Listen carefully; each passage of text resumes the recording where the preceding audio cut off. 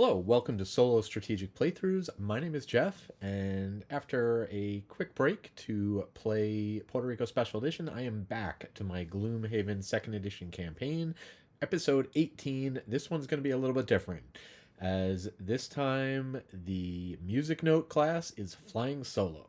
I am going to be playing the solo scenario for the music note, so spoilers on that ahead, but I encourage you to stick around.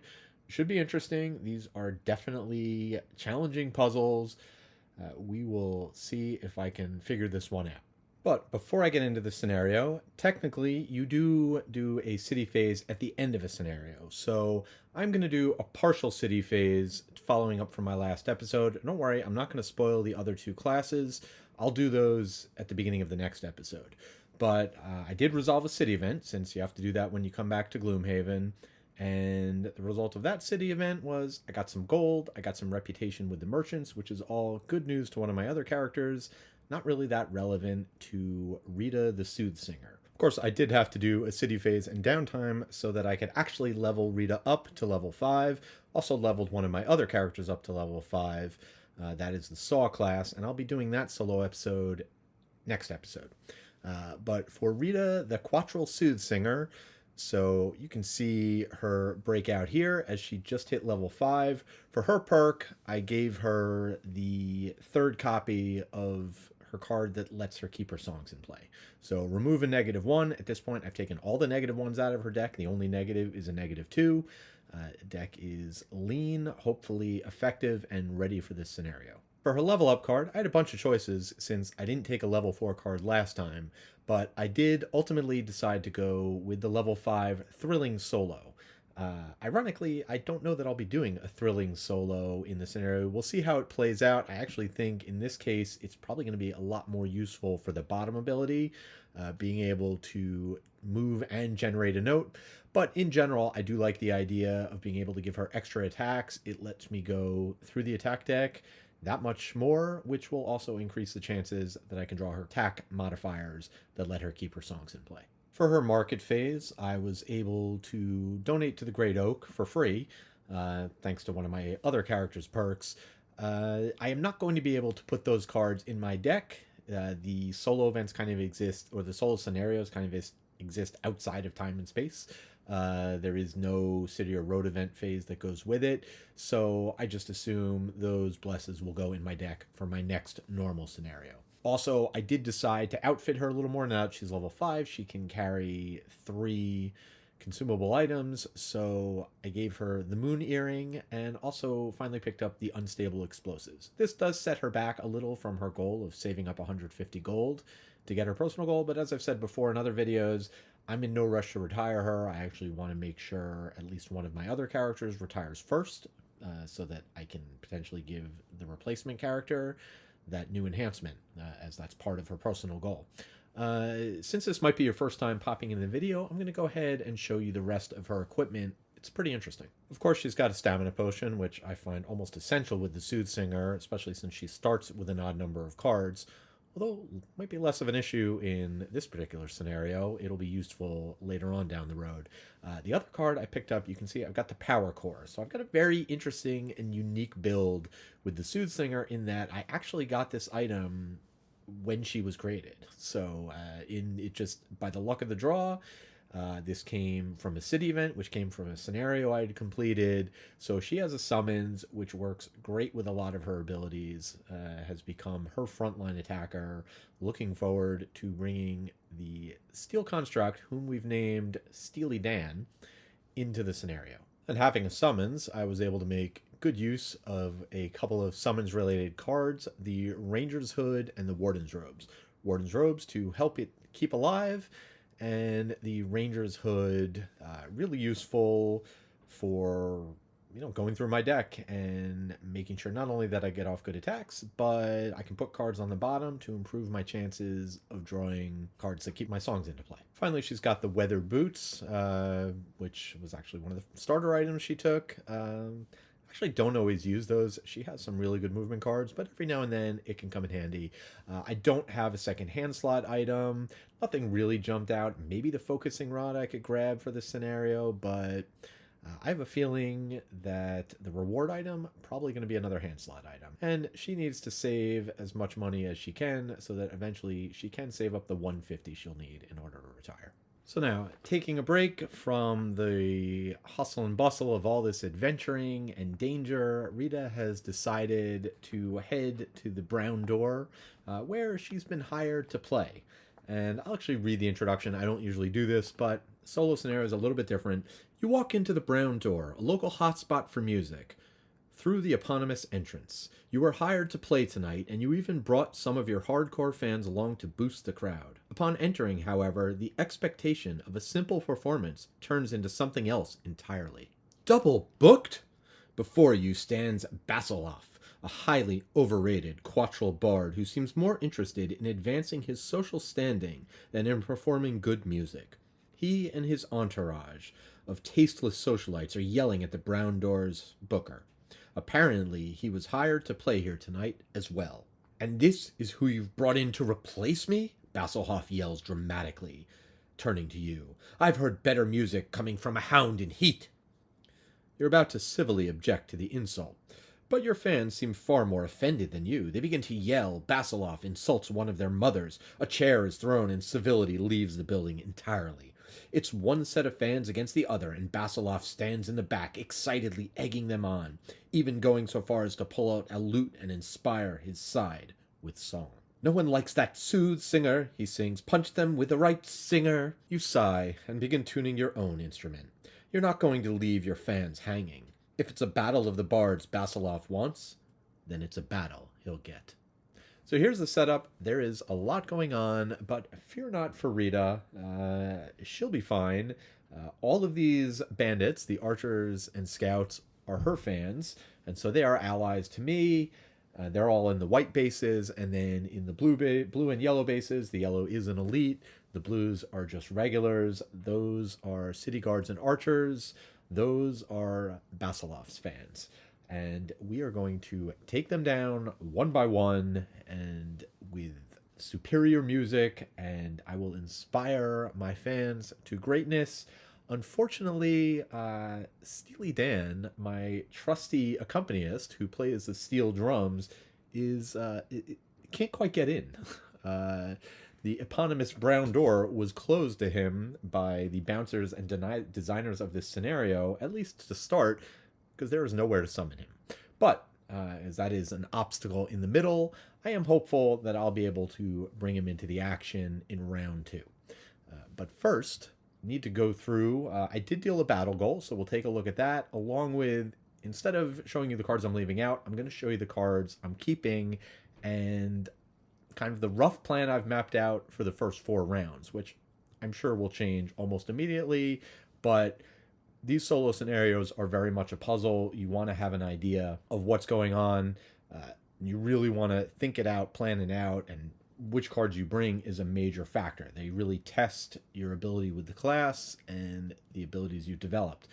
A couple things too, with solo scenarios, you do get to read everything. So it's not a surprise what's going to be on the other side of the door. You know, I don't have enough bases to set everything up, but I will show you when I do.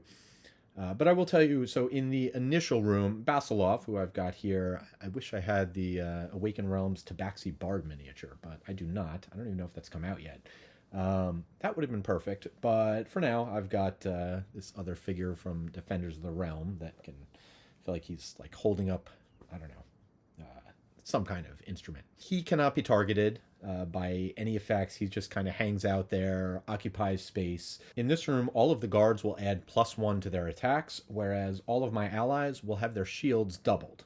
So if I can give them shields, because they don't necessarily start with them, but that effect will be doubled.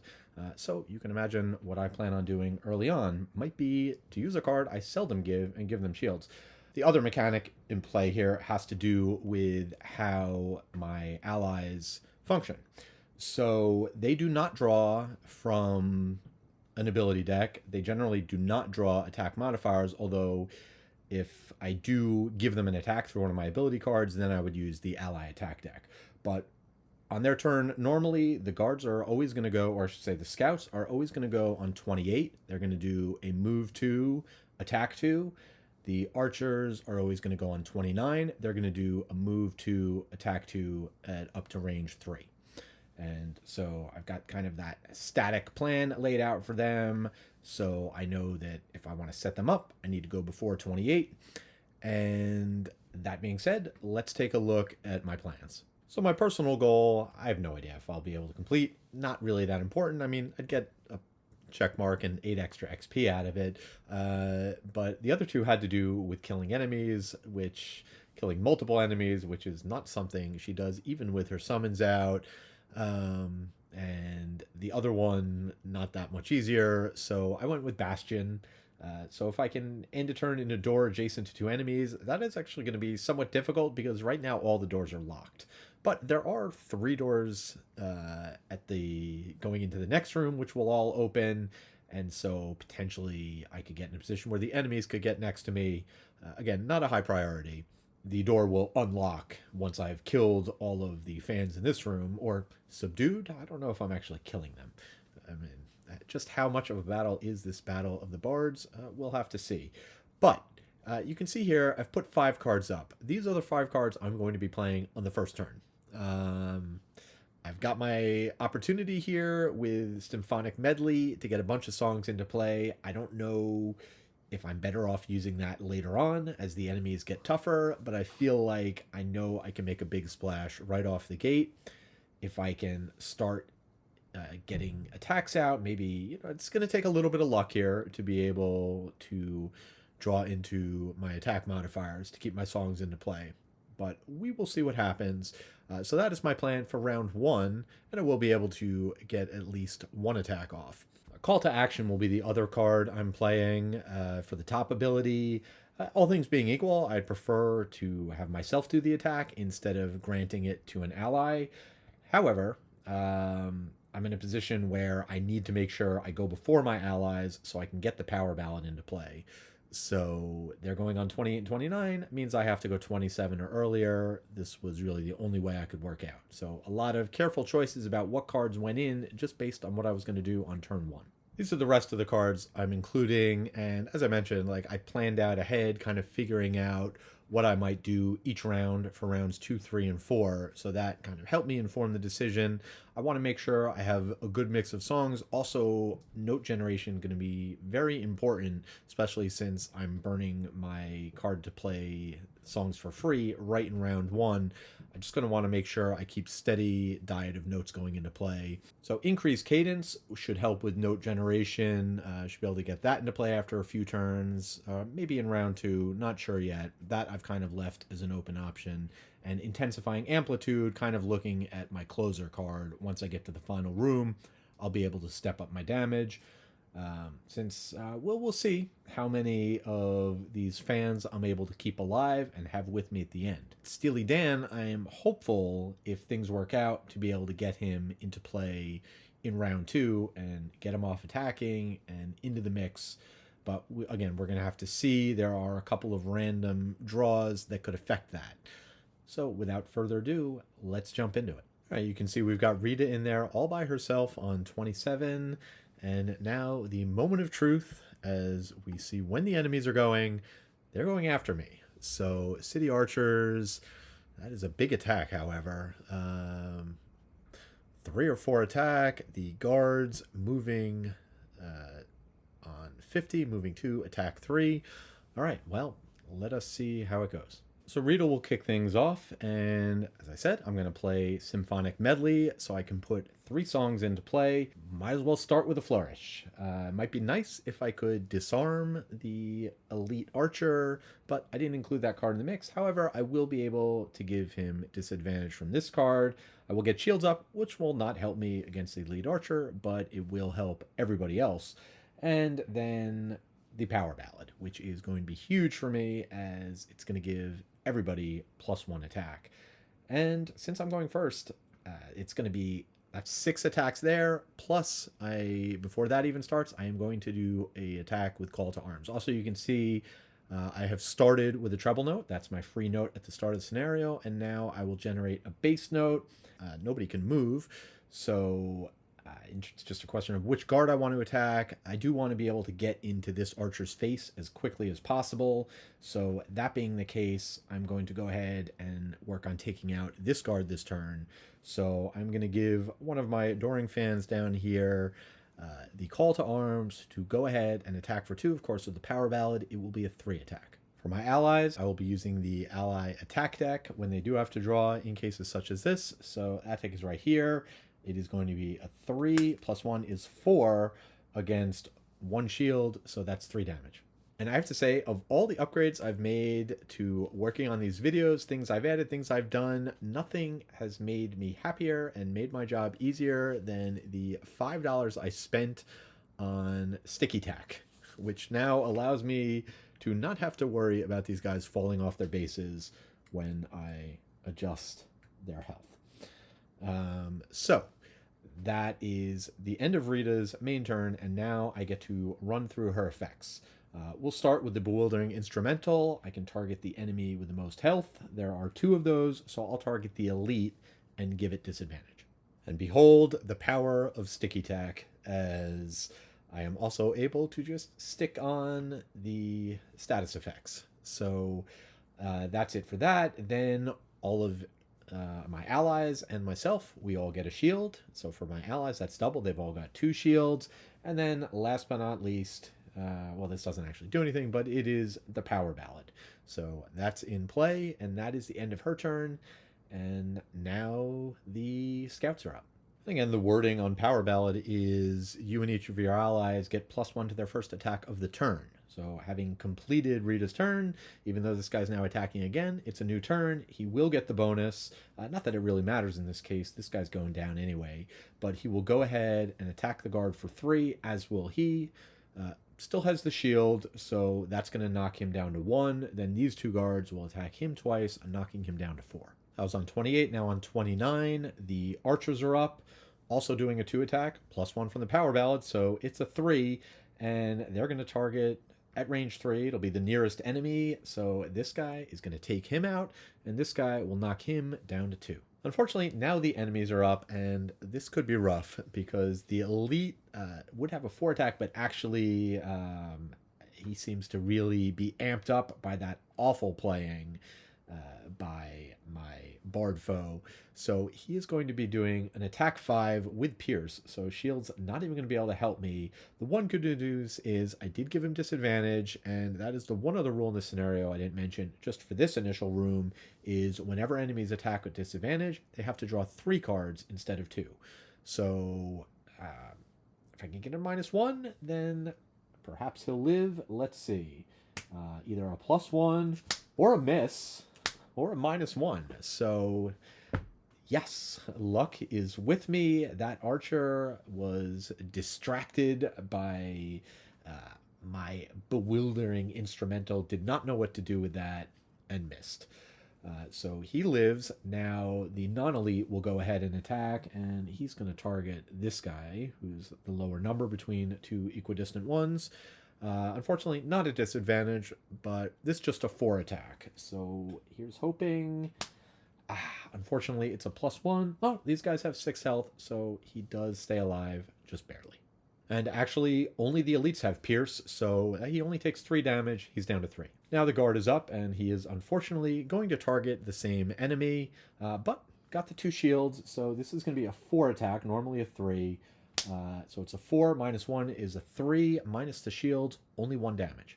That's going to do it for the first round. Of course, last thing that happens is all of these will tick down 1, and Rita will gain 2 XP. All right, with any luck, as we go into round 2, Rita has convinced the bouncers to open the door and let her accompanist in.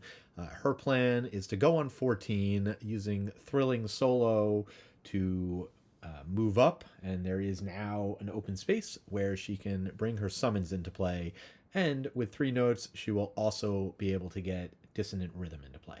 But of course we have to see what the enemies are doing, and all right, so the city guards are shielding up and retaliating on 15. I do not like that, because that is going to be bad news for my guys. And then the archer is attacking multiple targets. Not good news either. Right, now Rita's up, and the enemy cards, ability cards this round, have given me a lot to think about.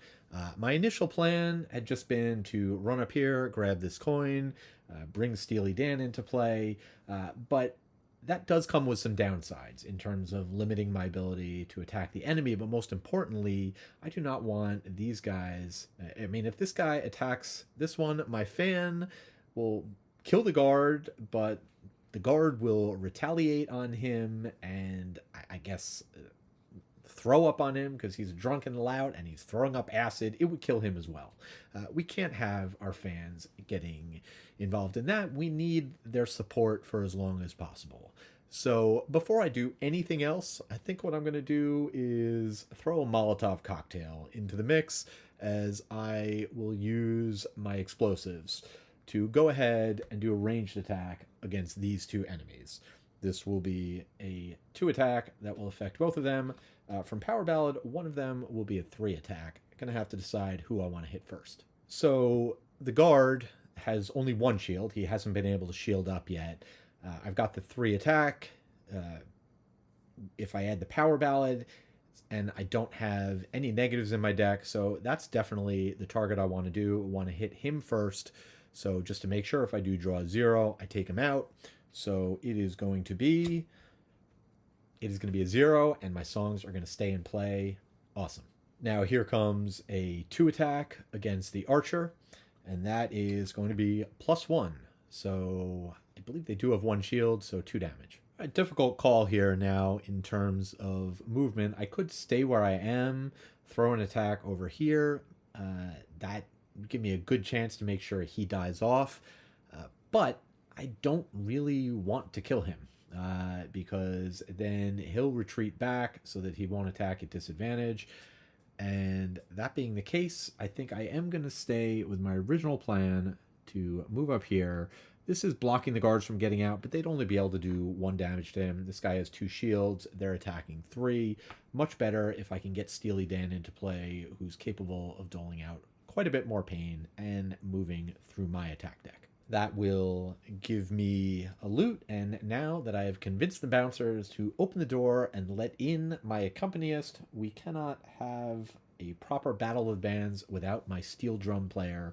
So Steely Dan has joined the mix, and he's not doing anything this turn, but he is ready to go. Finally, for the main phase, with the 3 notes I've got, I will go ahead and put dissonant rhythm into play, and now I can do my litany of end of turn effects. First up, I'll once again subject the elite archer to a bewildering instrumental. That is going to knock him down to 6 and muddle him, which is very important for this upcoming attack. And I do have to reshuffle the attack modifier deck. Let me not forget that. And then I will go ahead and fire an off an attack at him. It will be it's not a range attack. It is a melee attack, so no disadvantage. It'll be a 2 attack with Pierce 2. This does not get the Power Ballad bonus because I have already attacked this round. So base 2 attack, and that is going to be -2, so no damage. And actually I realize I miscalculated. That guy is going to die because now the guards are up.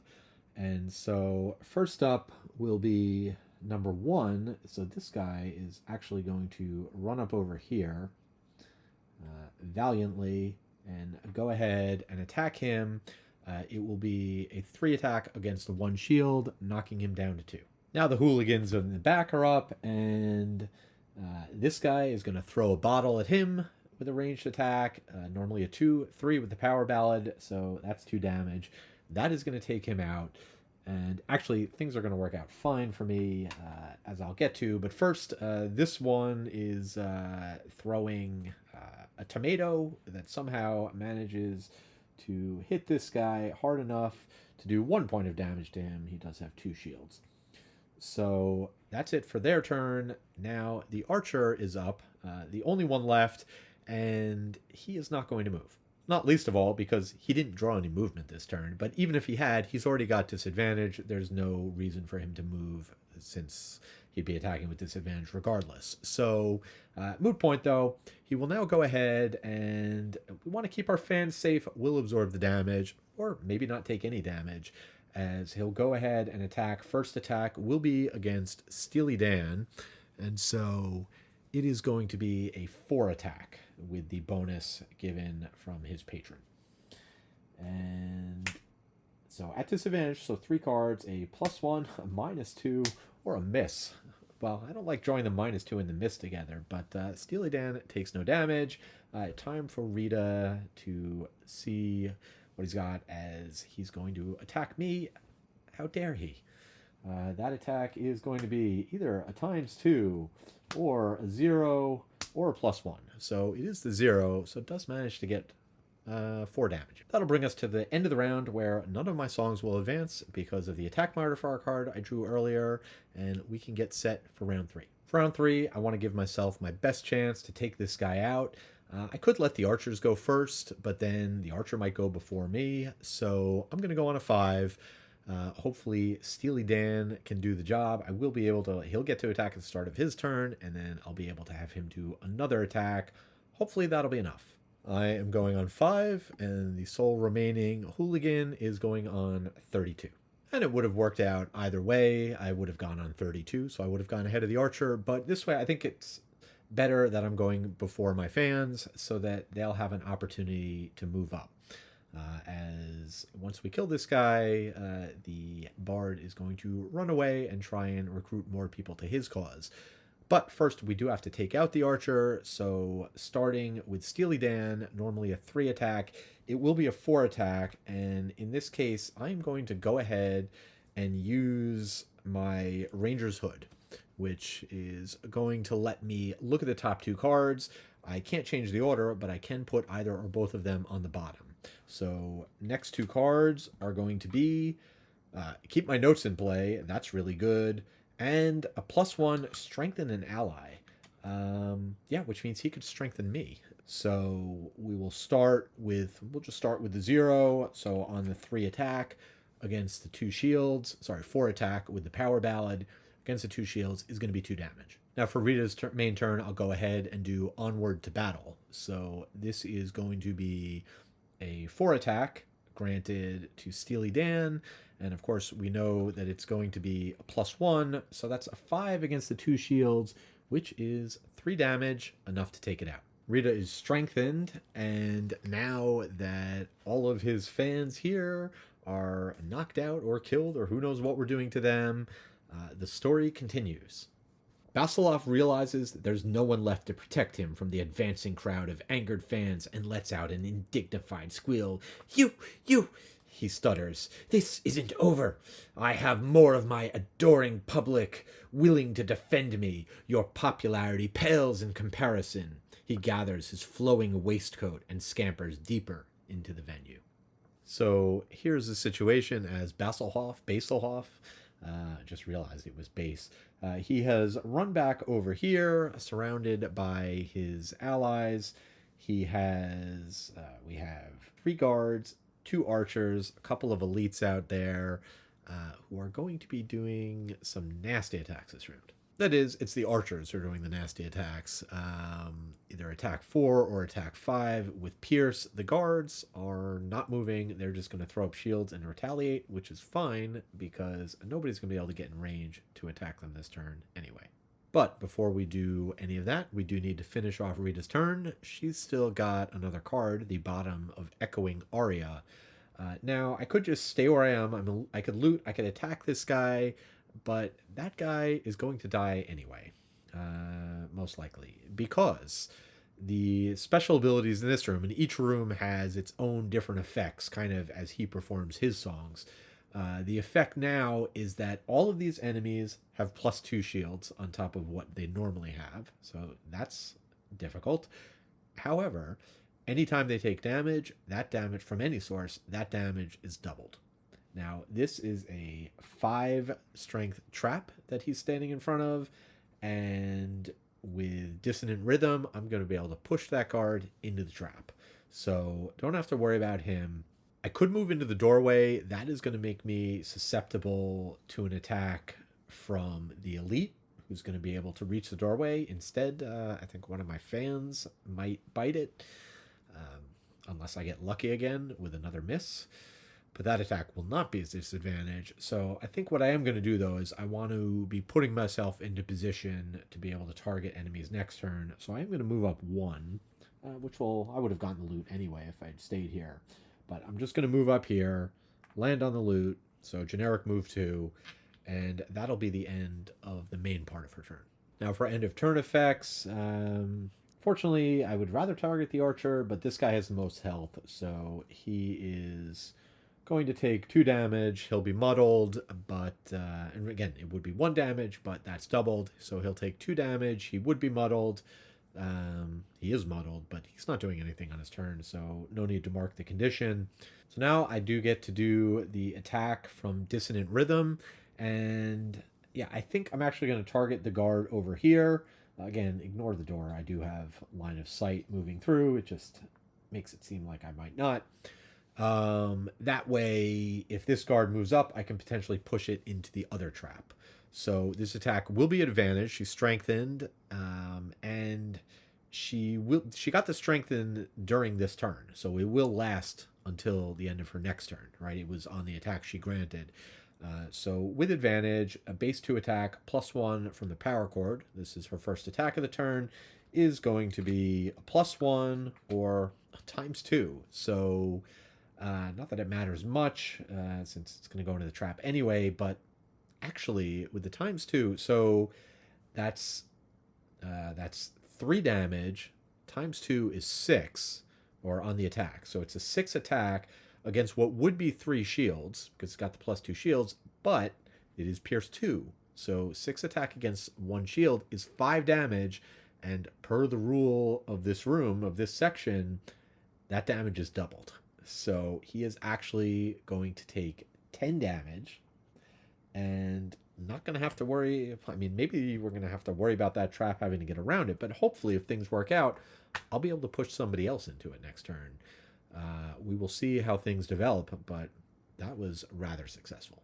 Maybe even better from that is that I now get to reshuffle my deck and once again have an opportunity and a chance to draw my cards to keep my songs out in perpetuity. Next up are the guards, and they're not doing anything special. They're just throwing up another shield and retaliate. That's fine. I'm not going to be able to get in range to attack them anyway.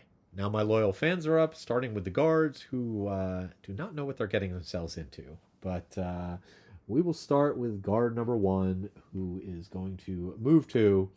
He'll move into the door, and then we'll just continue to move the rest in sequence. This guy will be next, going 1, 2. This guy will get a little bit closer. He'll get a little bit closer.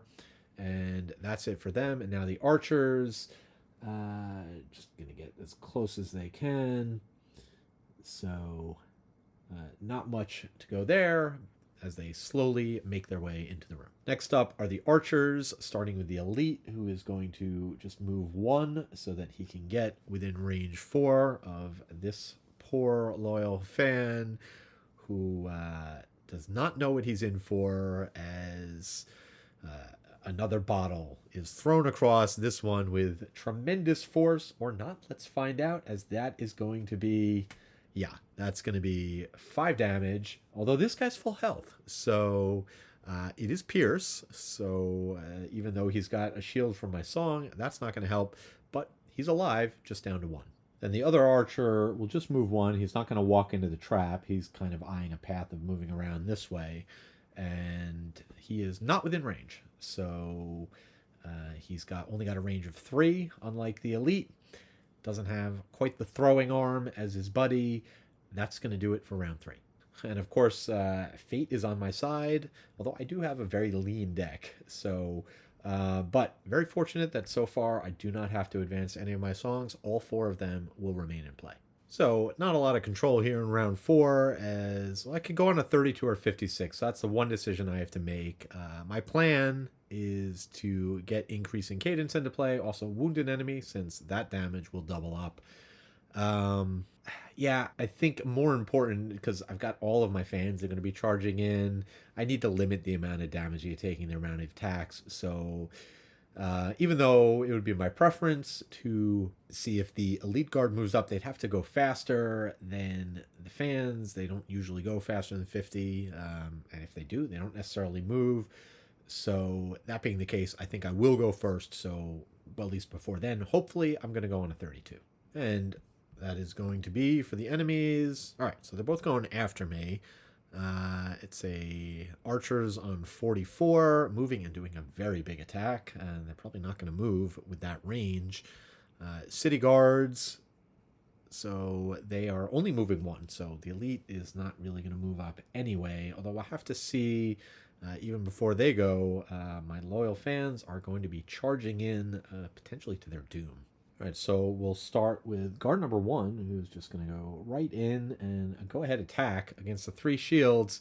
Not going to do any damage because he's got a 2 attack, power ballad, give him +1. That is not going to be enough to penetrate his armor. Then the next guy will come ahead and move in like lambs to the slaughter. Then this guy will follow. This guy can get closer by moving up here. So he will do that. And then lastly, the archers will move up, probably for the better that they're staying behind. Oh, it's a good thing that these guys don't have AoE attacks, I guess.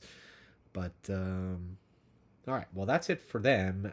Now I am quite boxed in, and let's see what I can do.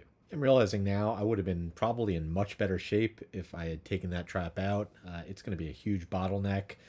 It's going to make it very difficult, but a little too late to go back now. So just going to have to deal with things as they go.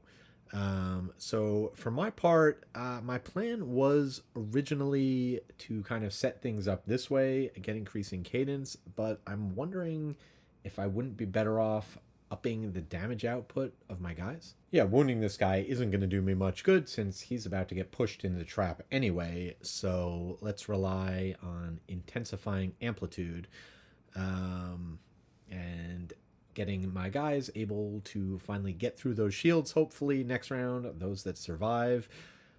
So I will play that card, and then just so I can move through my attack deck and maybe keep my songs in play, I will go ahead and, oh, by the way, at the start of the turn, Steely Dan does nothing. So, going to be a 2 attack on this guy, +1 from the Power Ballad, so a 3 attack with advantage. Advantage still in effect from the Strengthen, so that is either going to be a 0 that will keep my songs into play. It doesn't really matter what I draw for the other one because I'm certainly going to take that. Other option, +1 and Strengthen an Ally, although I don't even know that strengthening an ally would help me very much unless I had a way to make these guys attack and use the ally deck like I did before. No, that said, I'm definitely going to take the first result, which is going to ensure that my songs continue to stay in play. So against 3 shields, it's 0 damage, but that's fine. He's muddled. I'm going to push him into the trap soon enough anyway. Now we'll go to my end of turn effects. Yeah, now this guy is the highest health, tied between the two, but I can choose. I could also kill this guy first.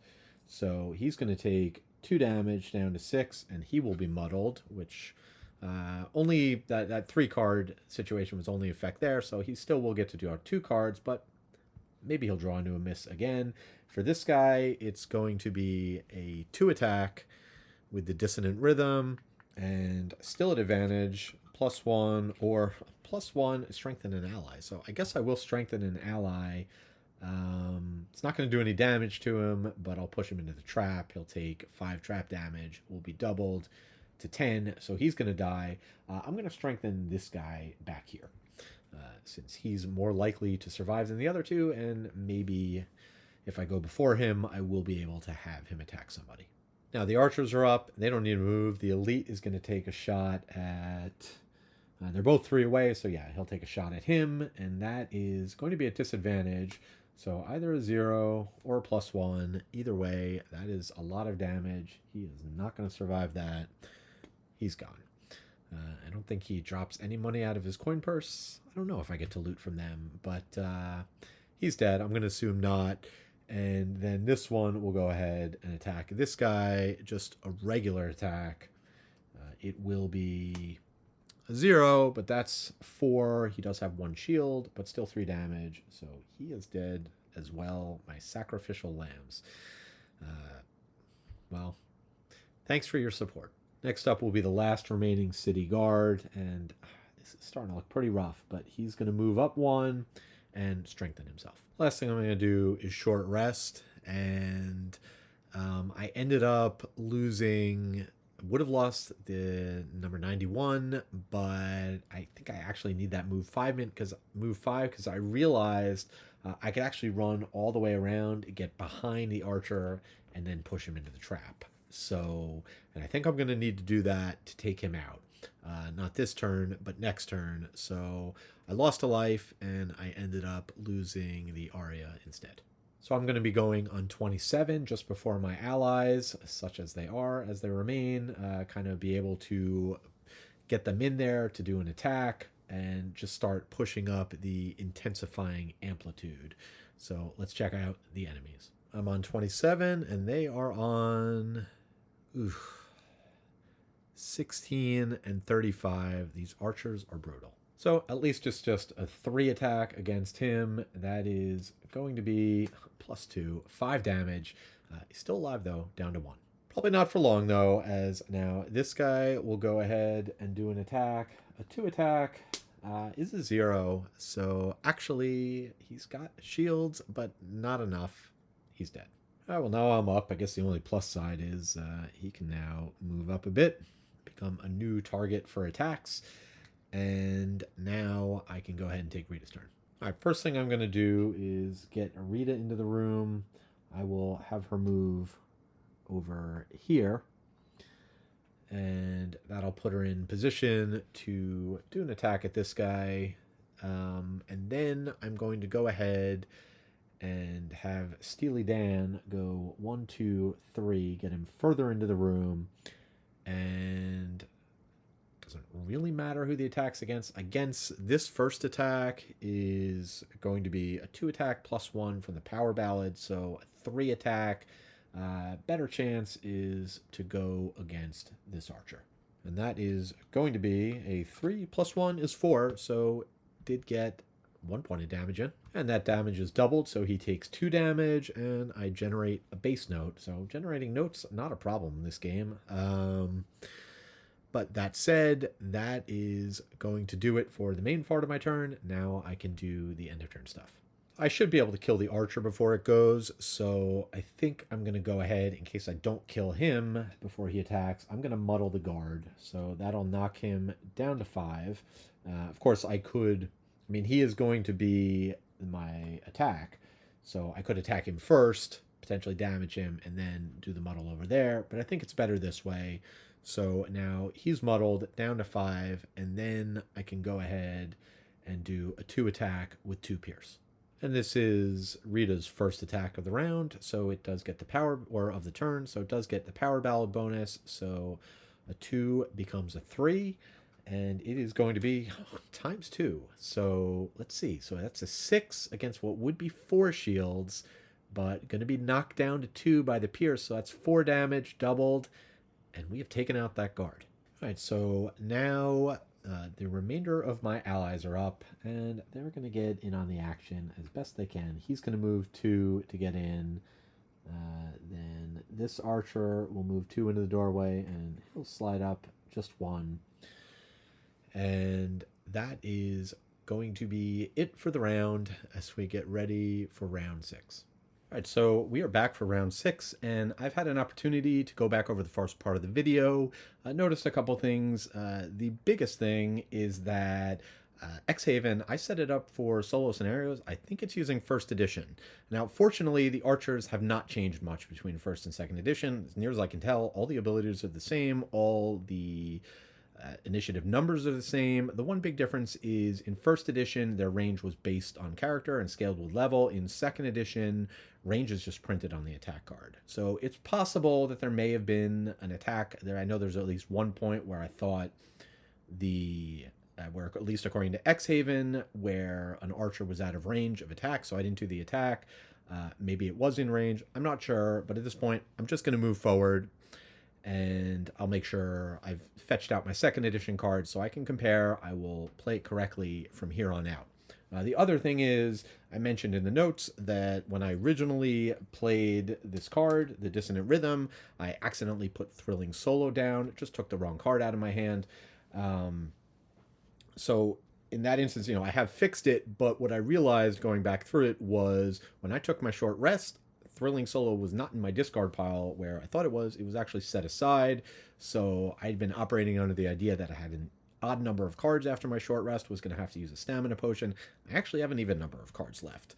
That said, I am going to use my stamina potion, and this is just, I needed to do this anyway. I just forgot to do it before I stopped recording. At the time, I thought I only had one card in hand, but I am going to go back to Rita's turn. Nothing significant happened since. I am going to use the stamina potion, and I am going to get back Call to Arms. Even though I do have two cards in hand, there are 60 and a 91. I want to make sure that I'm going before the guards. Reason for that is if they go first, they're going to waste 2 attacks of Intensifying Amplitude on the guards, which I'm pretty sure I can kill on Rita's turn without their help. So I'd rather save those increased bonus attacks for the final room where I'm going to have to face 5 enemies. So now, let us move on to round 6. So you can see here, I've got a call to action, which I can use for the atop ability to shuffle people around and potentially get off an attack. I've also got the onward to battle, so I have plenty of movement if need be, so that I can get next to this guy to do an attack. But we'll have to see. I don't have to decide. I'm going to go on 27 for sure, but which card I'm going to use for top and bottom is really going to depend on what the Steel Construct does before Rita's turn proper. And of course, what the enemies are doing may make a difference as well, so let's find out as we'll go ahead and draw. Okay, so the archer is not going till 68, so I could have played the 60, but yeah, big attack. Again, this one, looking at the card, just range 5, but let's see if I can take them out before it comes to that. So Steely Dan is up first. He is going to go ahead and do a 3 attack +1 from the Power Ballad, which amazing that these cards have managed to remain in play this long. Thank goodness. But he's going to go ahead and do a 4 attack. This is going to be against the 3 shields of the non-elite guard, and it is going to be +1. So that is a 5 versus 3 shields, 2 damage. And again, all damage in this room doubled. That's 4 damage, taking out the guard, or the archer. Now, Rita's up, but before I decide which direction to go with her cards and where to end up, it is worth taking note of what the next room is going to look like. So I've gone ahead and set it up, everything except for Basselhoff, who's going to run up over here. And yeah, there's a lot. There's actually 6 enemies in there. I already know what the archers are doing. They're not moving. They're attacking at range 5. It's a big attack, so I don't want to put myself in a position where I'm going to get hit by that. Don't know what the guards are doing yet. That is going to, we're going to just have to draw and find out. But, with that knowledge, I kind of want to plan this turn out. So Rita's going to be able to move. I can probably move her up in the corner here. My plan at the end of her turn is to use Dissonant Rhythm. So I just need to be in a position where my attack on the archer, I can push it away from me into the trap. So as long as I'm on this side of the room, I can do that. I guess I could also do it from this space right here, and that would work. So really just need to look at what I think the enemies might do. I think from a positioning standpoint, my best bet is to go ahead and move Steely Dan up a little bit. I can move him into the corner. So he will, with the call to action, we'll get the move. Not going to attack anything. Again, these doors aren't open yet, so it's not like I could go in there if I wanted to, and I wouldn't, because I do want to avoid getting hit by the big attacks from the archers, and that will get him out of line of sight. So then I can do Rita's movement. Not going to need to use all of that movement that I have. Shame leaving all these coins behind, but that is not my focus. I do need to make sure that I can push the archer away from me. So now for Rita's end of turn effects, I will start with the Dissonant Rhythm attack against the archer. It doesn't really matter what the result is since it's going into the trap, but maybe I'll get to keep my songs going. It is going to be a 2 attack +1 of the Power Ballad, so 3 attack with 2 pierce against 4 shields. And 3 attack Alas, songs couldn't stay forever. It is going to be a 4 attack, which means with the pierce, 2 damage is going to get through. That's going to be doubled to 4, and then I'll use the push 2 to just move the archer into the trap, which will then eliminate her, and it will immediately trigger the next event. Basilov's fans once again fail him, and he hops up and down in impotent rage. I've only just begun, soothsinger. My charm and allure are boundless. More will come to my aid. How much longer do you think you can hold out? He scampers off once again, this time climbing up onto the main stage. The notes of his lute resound throughout the brown door, and the crowd at his feet begins cheering him on. So as you can see, Basilov has jumped up on stage, surrounded by his jeering, cheering fans. We need to take all of them out to win this battle of the Bards. Couple of things that are going on in this room. First of all, any curses or blesses drawn from this point forth are ignored and redrawn. So that is why I did not put any curses or blesses in the deck. I knew that was coming. So that certainly helped make some of my decisions early on, although honestly, that's not the way I've generally been playing her. I rarely use the abilities that do that.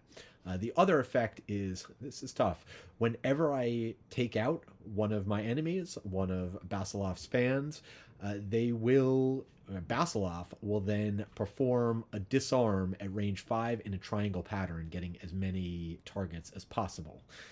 So gonna have to deal with that. Also, by the way, so on a white base here, but this is not one of mine, unfortunately. That is another one of Basilov's. It just didn't have enough blue bases for all the non-elites. In any event, so now we go back to where we were, which is to finish resolving Rita's abilities. She does have one more that's going to take effect now. That, of course, being 1 damage and muddle to the enemy with the highest health, which is going to be the guard. Of course, I also need to see what the guards are doing, and boy, did this change. Well, the guards are going to go ahead, and they're going to shield and attack without moving. So that is good news. I guess in first edition, instead of all these enemies, there was just 1 stone golem. So definitely some major changes to the scenario. I don't know what other changes there were, but not going to worry about it too much. I have done everything proper, and that is it for Rita's turn. So now my guys will move up. Unfortunately, not within range.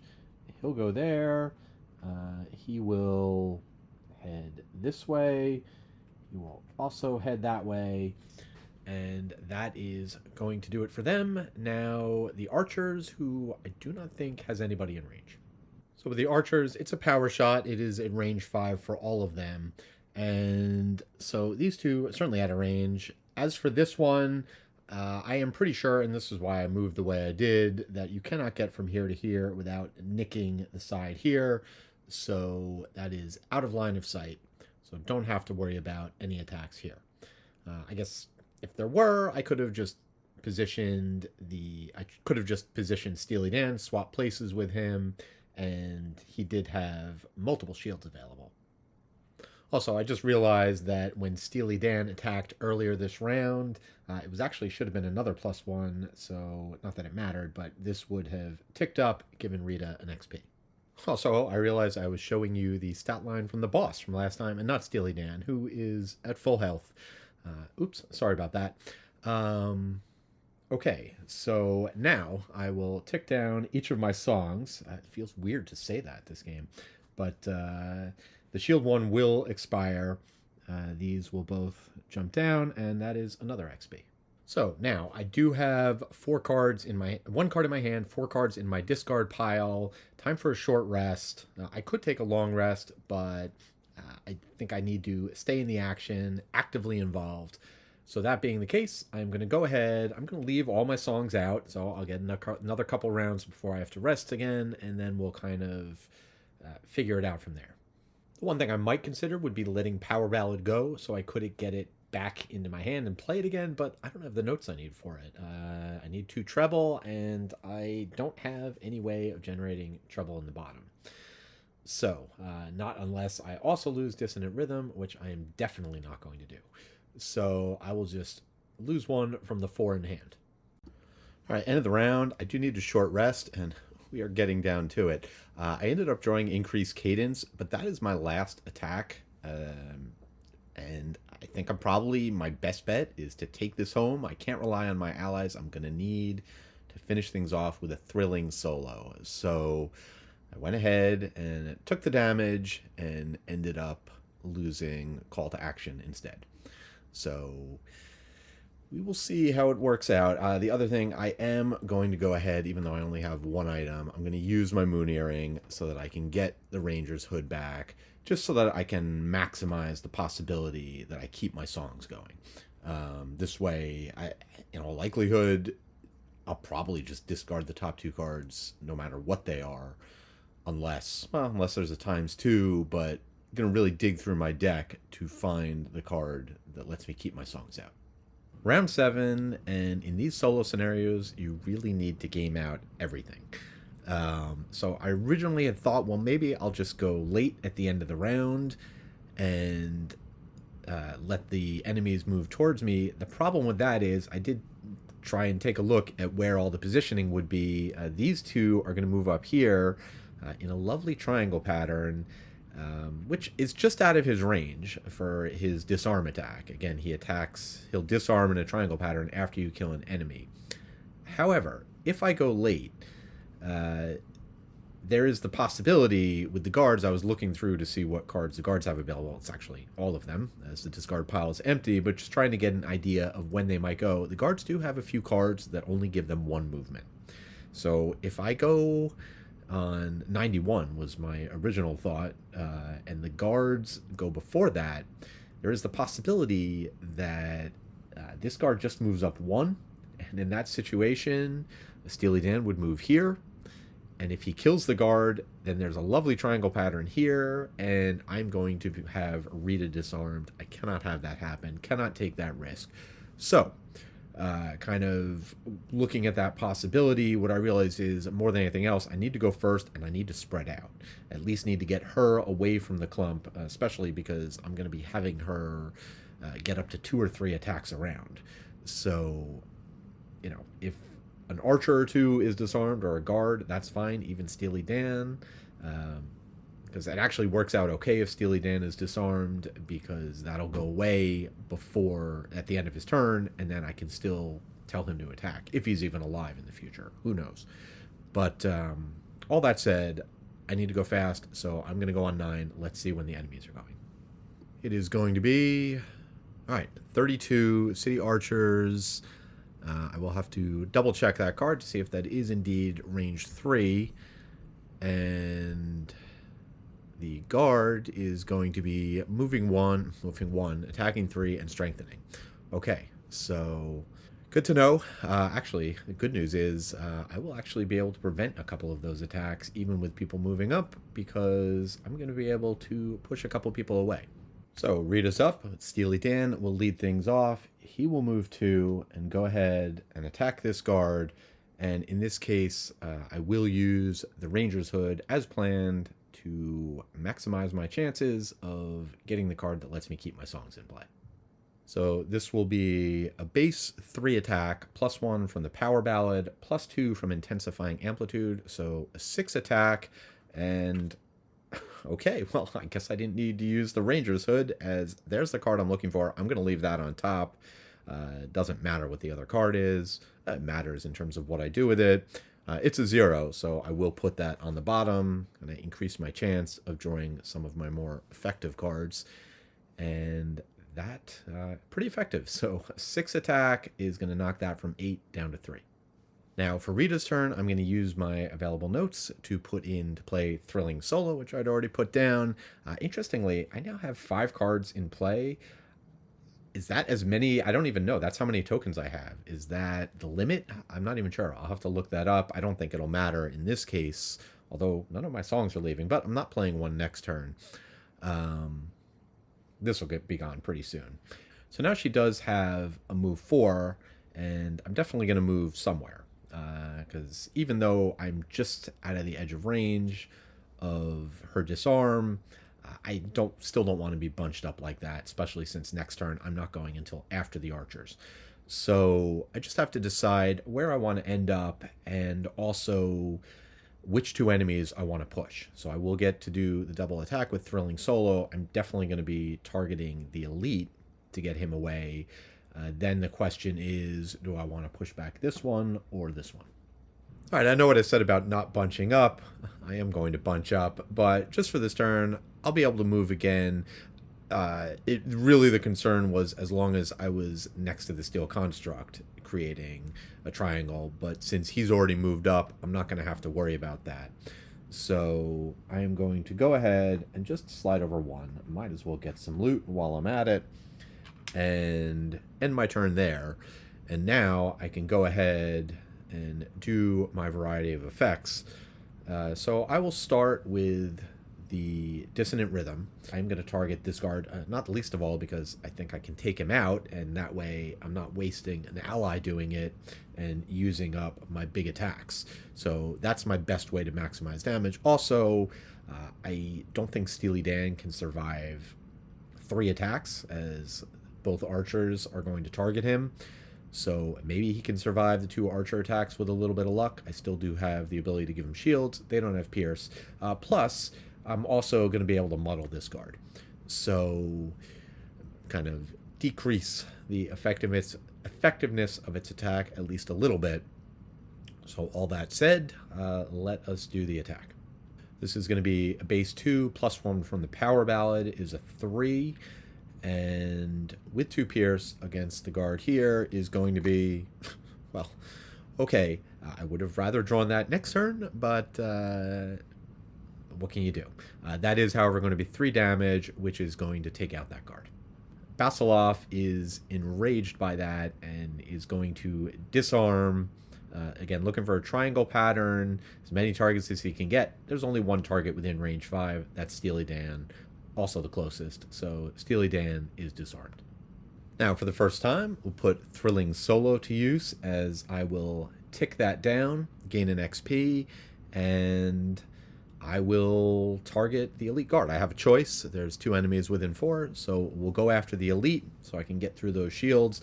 This attack, again, a 2 attack, doesn't get the power ballad, but it does get the +1 from the Thrilling Solo. So base 3 attack is, well, it's going to be a stun. Doesn't really matter since I'm moving him away. I guess the only question then is, do I not want to push him? No, because then there's a chance I may keep him out of the action again. So I probably will push him back. All right, yeah, I'll go ahead and push him away. Only option is one of these 2 spaces if I want to move him farther away. So I will move him here. And that is it for those 2 attacks. Then I can go ahead and muddle and damage this guy, knocking him down to 7. And that's going to do it for her turn. Now my loyal fans are up, and once again throwing themselves into the line of fire. He's going to move up 2. This guy will also move 2, and he will move 2 here. And no attacks. That's fine. Hopefully be able to do some big attacks next round, as Intensifying Amplitude is getting up into the +3 and +4 level. Next up are the archers, who are going to be attacking at range 4. We will start with this guy, or attacking at range 3, doing a 4 attack. He's going to be attacking Steely Dan. That is going to be a miss. Okay, so Steely Dan going to stick around at least a little bit longer. All right, now for this archer, and a little confusing with the board layout, but I did rotate the board, so technically he would go here to get within range 3, up, down, and left, right. So his target, though, is Steely Dan, the lower initiative. Incoming 4 attack is going to be +1, so that is going to be 5 damage, so I will certainly finally use the Warden's Robes to give him 2 shields, so he only takes 3. And finally, this archer will just move up 2, doesn't have anybody in range. Next up are the guards. This guy is stunned, so he is not doing anything, not even psyching himself up, no advantage. This guy, however, is going to move up 1. He is muddled, so this attack will be at disadvantage. it's going to be either a -1 or a 0. So -1, that would have been a 3 attack, just a 2 attack. He'll strengthen himself, and then once again, we do not need to tick down any of my songs. So keep that streak going. Is there an achievement for playing a song on the first round and keeping it in play until the end of the game? Let's see if I can do it. Round 8, last 2 cards in hand. Would I like to go a little faster? Yes. Can I? No. So we'll just have to see how it goes, and let's see what the enemies are doing. Rita on 32, and the others, the guards, shielding and retaliating. So, all right, no attacks, so that's not bad. This actually works out well with the disarm too. Because I don't have to worry about Steely Dan killing himself. Then I'll go on 32 after my loyal fans. City Archers moving 1, attacking 4, range 4. So the guard down here got himself really psyched up, strengthened, ready to go. He is psyched up to parry and thrust. That's it. He's just going to up his shields, set up, retaliate. Now my loyal fans are up, starting with the guard, who is undeterred by the retaliate. He's going to go ahead and attack. It'll be a 2, +1 from the power battle is 3. Now +3 from intensifying amplitude is a 6 attack. Against the shields, so not quite going to kill it, which means he will take retaliate damage.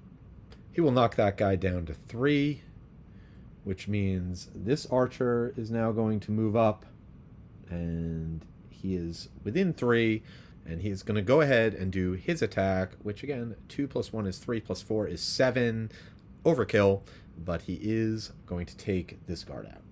Once again, an irate Basiloff is going to disarm. It says prioritizing as many targets as possible, so I assume in that case it's going to try and get targets that are not already disarmed, so both of these guys. And that guy should actually be at 2 from the retaliate damage, and then this guy is just going to move up 1.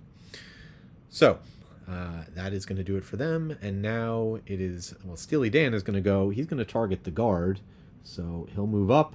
Will not attack, which is good, because that would have killed him. Also, I forgot to tick up intensifying amplitude up to the +4, and I gain another XP for that.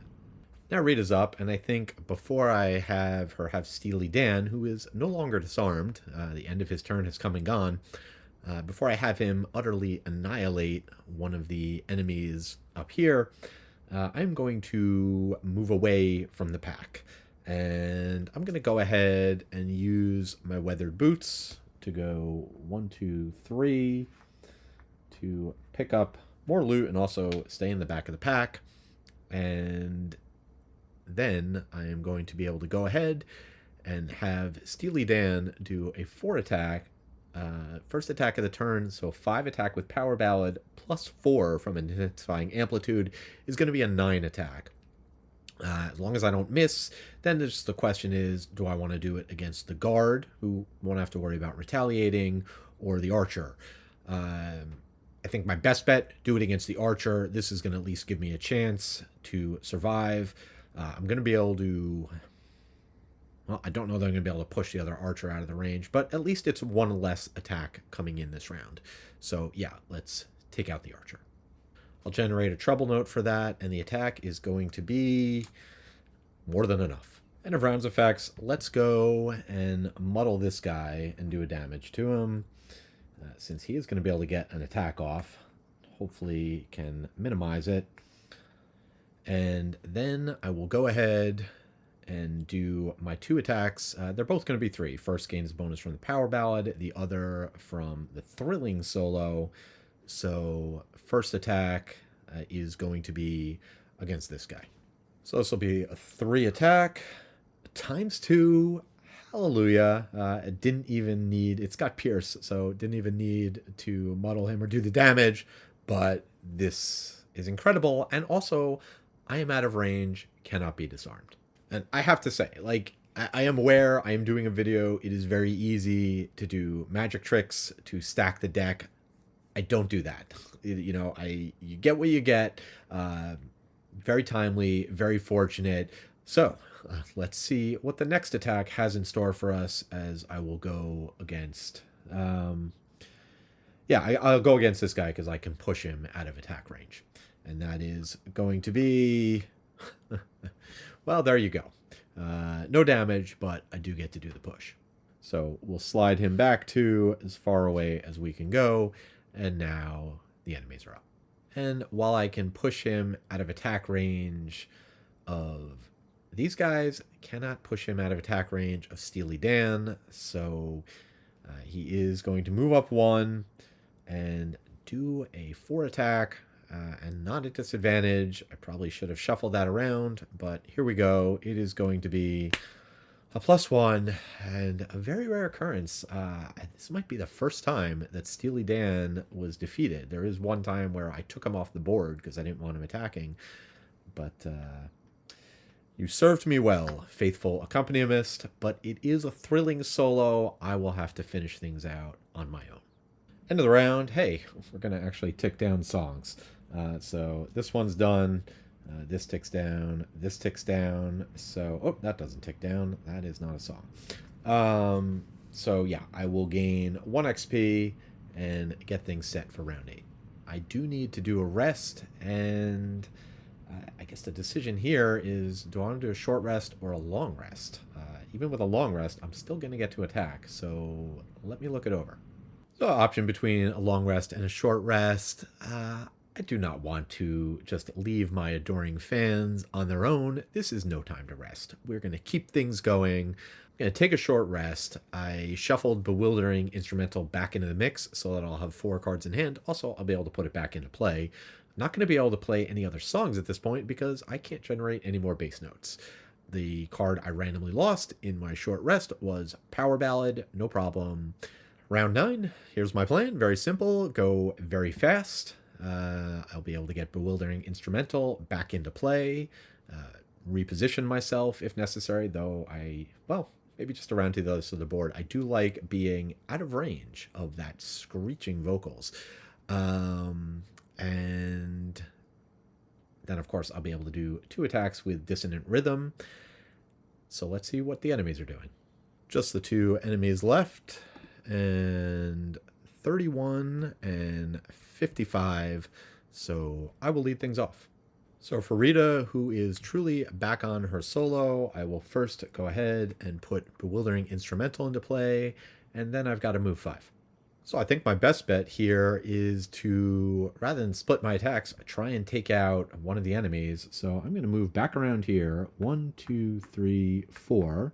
I'll be able to grab that coin, and then I will go ahead, and now I'm closer to the guard, so he'll be my target. All right, these may be my final attacks with Dissonant Rhythm as, well, let's see how it goes. First one against the guard is going to be no Power Ballad, so just a 2 attack, but it does have Pierce 2. Well, okay. It's going to stick around longer. That's going to be 2 damage against the guard.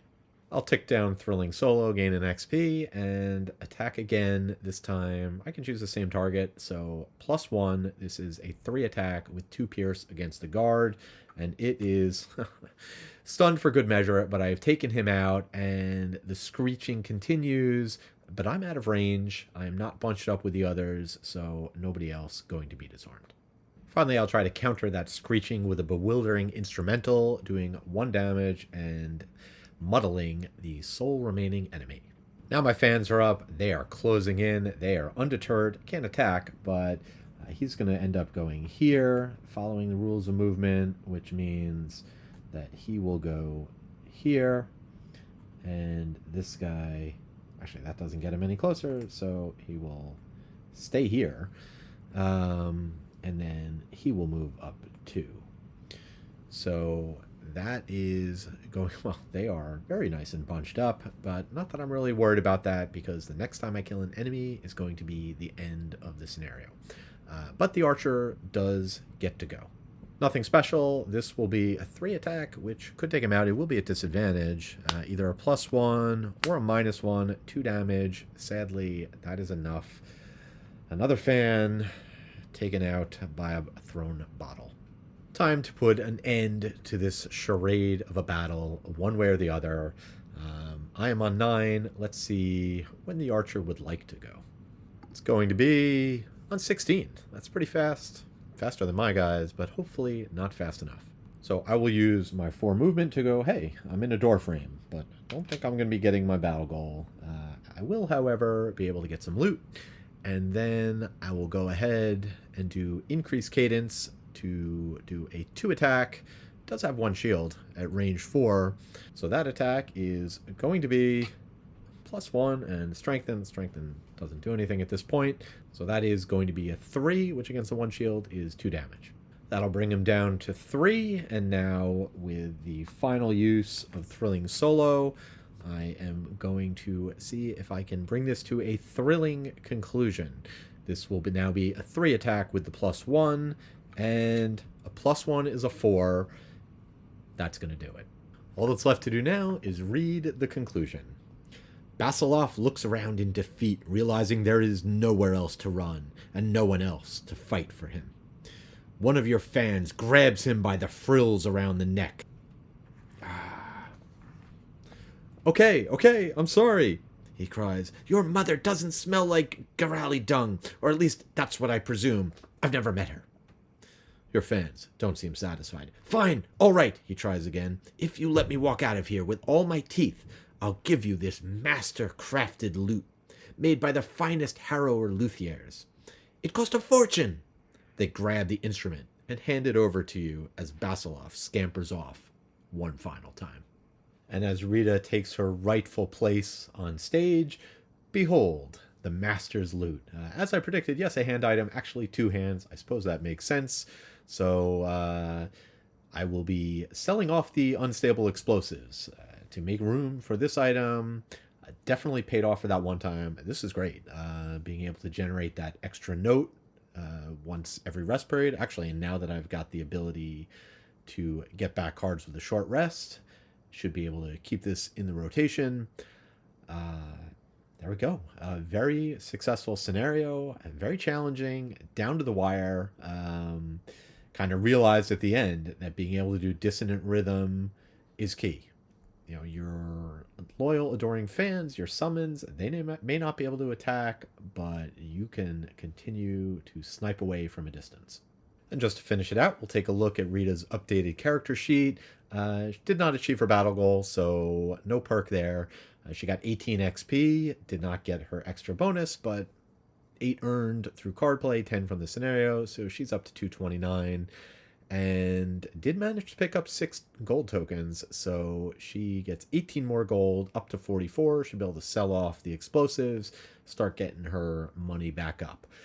But that's going to do it for another episode of solo strategic playthroughs, putting the word solo in multiple meanings this time, and I'm going to do it again next time, as we will try the Saw class and see how Hilo does as he attempts to complete his solo scenario.